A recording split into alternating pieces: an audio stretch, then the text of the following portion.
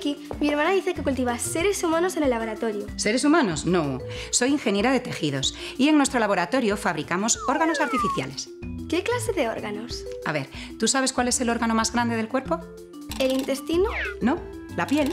¿Para qué quieres fabricar piel en el laboratorio si nos vuelve a crecer cuando nos lastimamos? La gente que sufre heridas muy graves, quemaduras o úlceras, necesita una pequeña ayuda extra. Y ahí es donde entramos en acción los ingenieros de tejidos.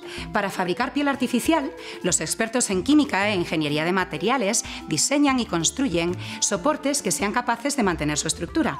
Los expertos en física y matemáticas simulan cómo acelerar el crecimiento de los vasos sanguíneos para llevar sangre a las células. Y los expertos en biología y medicina controlan el crecimiento de las células y la formación de las capas de la piel. Pero también intentamos fabricar cartílago, hueso, tráquea y vejiga. Con todos esos órganos podríais abrir una tienda. ¡Qué gran idea! Pero, ¿sabes? No todos los órganos que fabricamos sirven para los pacientes. De hecho, algunos están aún muy lejos de poder ser utilizados en los hospitales. ¿Y con esos qué hacéis?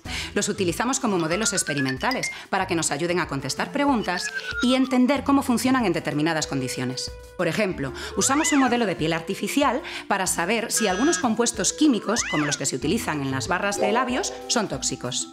Con este modelo incluso evitamos experimentar con animales. Pero para saber los efectos de un medicamento cuando viaja por el cuerpo necesitamos sistemas más sofisticados, con los órganos interconectados, tal como están en el cuerpo.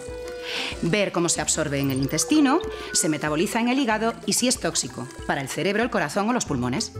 Doctora Victoria Frankenstein, me encanta tu trabajo. De mayor quiero ser ingeniera de tejidos, como tú.